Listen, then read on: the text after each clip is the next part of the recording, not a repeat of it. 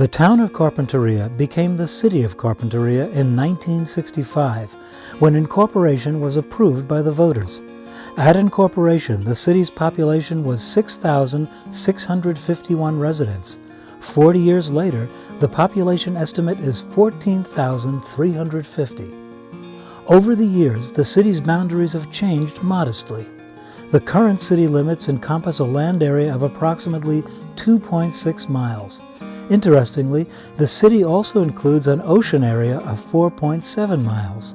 The city's land boundaries can be seen in this aerial photo.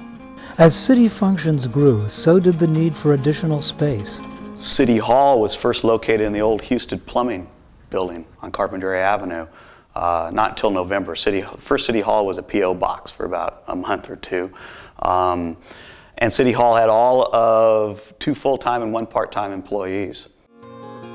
From its first location on Carpinteria Avenue, City Hall relocated 2 additional times before ending up at its current site at 5775 Carpinteria Avenue. The current City Hall property was purchased from Standard Oil of California in 1975 and was large enough to house the police department and a public works yard. As the city was established, so was a local government structure to meet the diverse needs of the community. The city has a 5-member city council that is elected at large. The city council is the legislative body for the city with responsibility for policies and regulations. The city manager is hired by the city council and is responsible for the city's day-to-day operations. In addition to the city council, the city's current functions also include a planning commission, architectural review board, parking and business board, bluffs management board, tree advisory board, mobile home rent stabilization board, and traffic safety committee. Over the years, several community volunteers have also assisted in various city ad hoc committees, programs, and events. With incorporation came the responsibility for Carpinteria to provide a host of services to the community. In addition to providing a wide variety of city functions, city staff also works to maintain the city's infrastructure with a variety of street, curb, and gutter maintenance projects, tree trimming, and maintenance of city parks. The city also has a full-service community development staff that provides development review, construction permitting, code enforcement, and building inspection. There is also a city department for general administration, which, among other duties, oversees the city's law enforcement services. Additional community services are provided by special districts, which include fire protection, water, sanitary, and schools. These various city functions not only enhance the city, but support new investment in the community while maintaining Carpinteria's small-town charm. Local government financing is much less certain than it was 40 years ago. When the city incorporated, most revenues for local services were generated locally and stayed local. Today, most funding for local services, including local property tax, is controlled by the state. However, with a strong property tax base, vibrant business community, and prudent financial planning, the city has been able to consistently meet the growing and changing needs of the Carpinteria community throughout its history. One area illustrating the successful investment by the city in the community can be seen in the upgrading and maintenance of Carpinteria's Downtown T Business District, formed by Linden and Carpinteria Avenue. Along with other areas in the city, the downtown has enjoyed the benefits of careful renewal. Here in the Downtown T, we've done many things to make the town nicer while keeping its small town charm.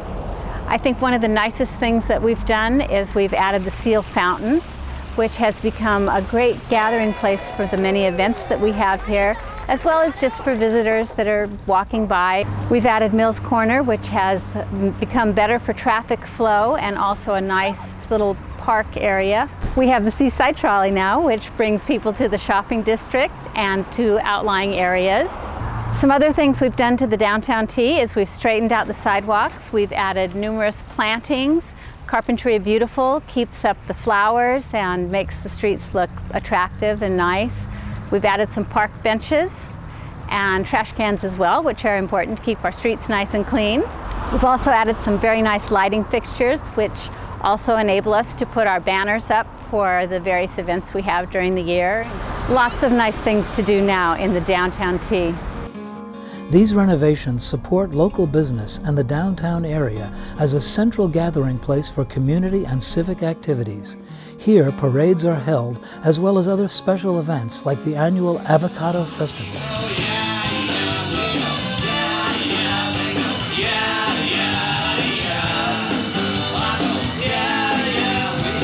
At this year's Avocado Festival, in addition to celebrating the Carpinteria's 40th anniversary, we also had numerous nonprofits participate this year and raise a lot of funds for local nonprofits, our schools, our churches, and our clubs. As Carpinteria has grown, so has the business community.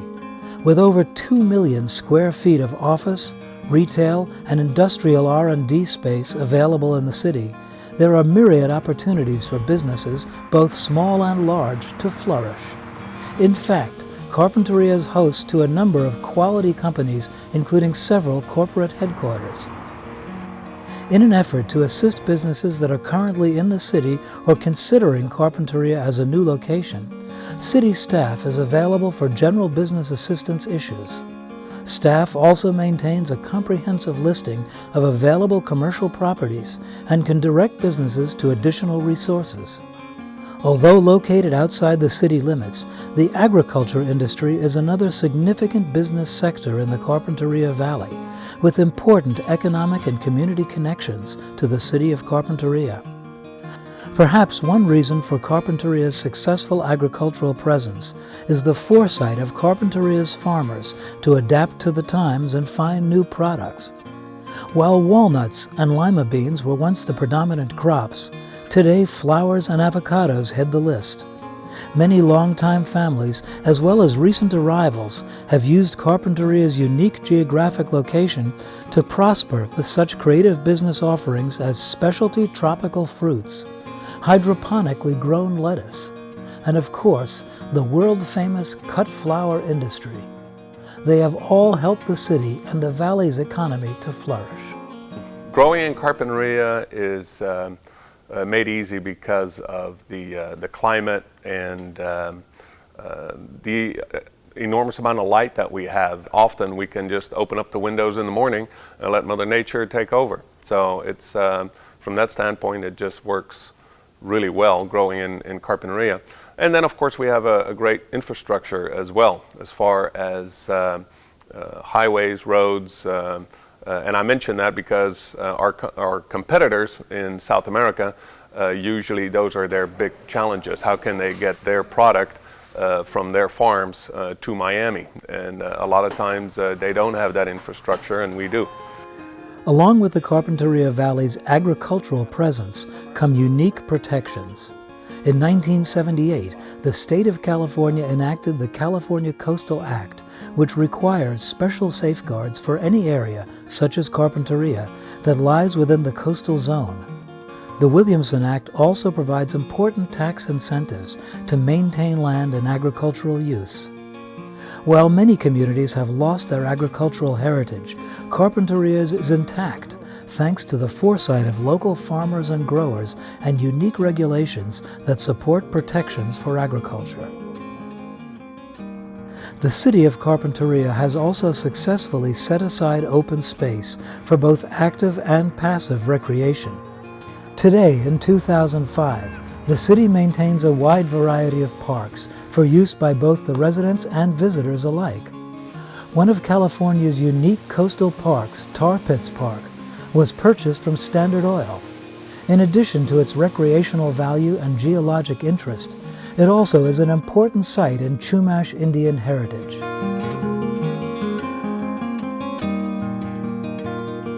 What an exciting moment this is.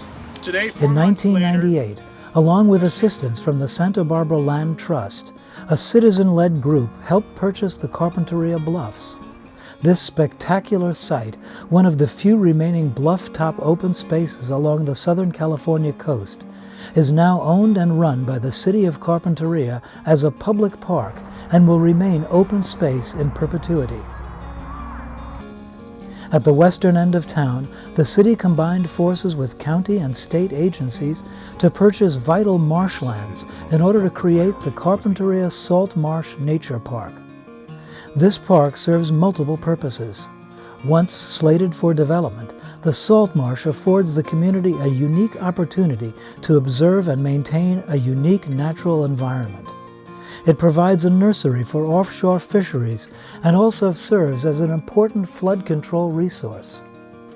To complement the open space recreation opportunities, the City of Carpinteria also maintains one of the best small-town active recreation programs in California. This is so much fun! Looking to the future, the city has plans to extend the coastal trail in Carpinteria to run from Rincon Point to the Salt Marsh.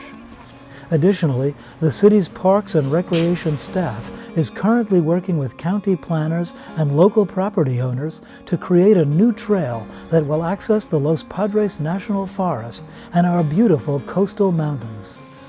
Over the last 40 years, Carpinteria has continued to progress while still maintaining its small-town charm and connection with its natural resources. The city has and will continue to provide a high level of service to our many residents and visitors, which makes our city a great place to live, work, and play. With an eye to the future and a consideration of our proud history, Carpinteria will always endeavor to be the best, then, now, and into the future.